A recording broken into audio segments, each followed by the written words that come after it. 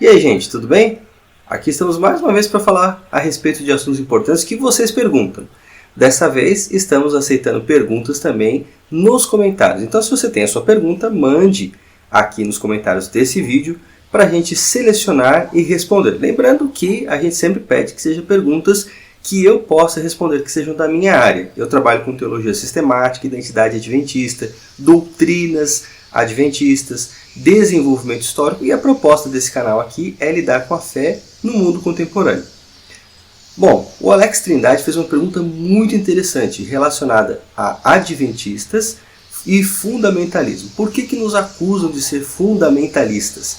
E esse é um termo pejorativo do momento. Quando você quer ofender alguém, especialmente alguém que tem uma visão um pouco mais tradicional, você fala que a pessoa é fundamentalista. Mas o termo fundamentalismo, ele não surgiu como uma coisa negativa, uma coisa de gente, sei lá, fanática, que era bitolada ou que tinha uma visão mais estrita, que é geralmente o perfil, a acusação que se faz hoje. O estereótipo, era essa palavra que eu estava procurando. Na verdade, entre 1910 e 1920, surgiu então um grupo de evangélicos norte-americanos que começou a fazer várias publicações que eram intituladas Os Fundamentos. Por que eles fizeram essas publicações? Porque estavam defendendo-se e defendendo o cristianismo de uma forma geral, do liberalismo que já estava começando a ganhar corpo, especialmente nas grandes universidades cristãs dos Estados Unidos. Nessas publicações, eles defendiam pontos de vista tradicionais, como, por exemplo, a Bíblia como a palavra de Deus, a criação, o nascimento virginal de Jesus, a possibilidade dele fazer milagres. Então, tudo isso era colocado como sendo básico para o cristianismo. Em algum momento, especialmente ali na Conferência Bíblica de 1919, a Igreja Adventista acabou também se aliando a esse perfil, uma vez que especialmente Daniels, que era o presidente, tinha algumas visões mais liberais, e entre os adventistas naquela época também havia esse risco da contaminação de uma visão da revelação e inspiração um pouco mais liberal. Eu já falei um pouquinho no outro vídeo a respeito desse fenômeno RI, revelação e inspiração. Então, se você quiser entender melhor o que significa isso e alguns modelos que existem, no comecinho daquele vídeo eu falo sobre esse assunto, o vídeo anterior a esse, e também existe uma série no canal, logo no comecinho já mencionei também, que fala a respeito desse assunto, revelação e inspiração.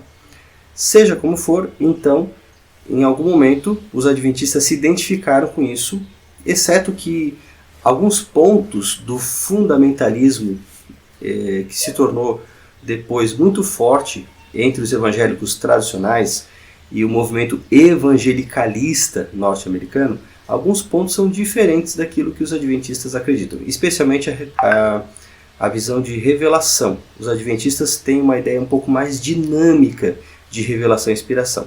Ok? Bom, seja como for, é importante a gente notar que esse termo fundamentalista então se tornou pejorativo para acusar aqueles que eram mais tradicionais. E você, por exemplo, encontra adventistas progressistas já ali década de 90 acusando os demais de serem fundamentalistas. Mas a coisa fica pior, porque ali pelo ano 2001, quando um grupo de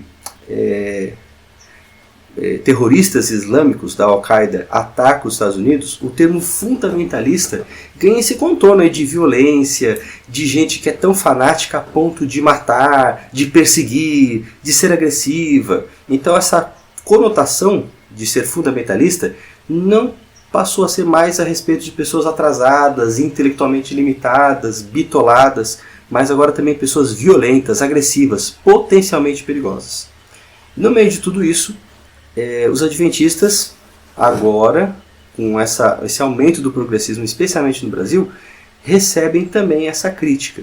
E a gente tem que se perguntar, em primeiro lugar, que tipo de cristianismo nós estamos defendendo. Não basta ser fundamentalista apenas no sentido de manter uma base supostamente histórica do cristianismo.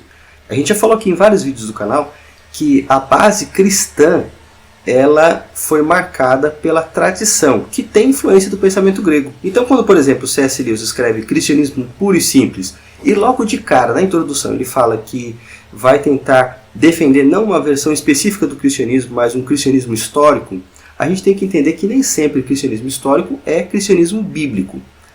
Ser adventista é participar de um movimento que é restauracionista. Vários movimentos restauracionistas já existiram.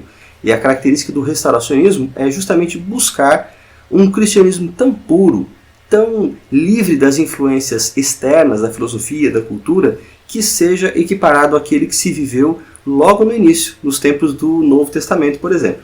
Então a proposta do Adventismo é essa, é buscar o cristianismo bíblico, o cristianismo dos apóstolos, as doutrinas ensinadas pelos apóstolos, não um cristianismo histórico. Alguns voltam no tempo para tentar resgatar o cristianismo histórico. Nós voltamos ainda mais no tempo, para antes desse cristianismo histórico, buscarmos o cristianismo bíblico. E de fato, aí tem a questão da sola escritura. O princípio do sola escritura, que eu já expliquei aqui no canal, é justamente, em linhas gerais, deixar a autoridade bíblica ter a última palavra. E essa é a proposta adventista. Portanto, nós não podemos aceitar esse rótulo de fundamentalistas no sentido apenas de que ele identifica um grupo que tem crenças tradicionais. Nós queremos ir além disso. Bom, em segundo lugar, já percebi também, já detectei, já falei disso em outro vídeo sobre os problemas dos progressistas. E nós também não podemos aceitar essa proposta, porque se o cristianismo tradicional muitas vezes não é bíblico, o progressista também, por razões diversas, como por exemplo a influência da cultura. Então, no meio de tudo isso, nós não devemos nem ser progressistas nem fundamentalistas, mas bíblicos.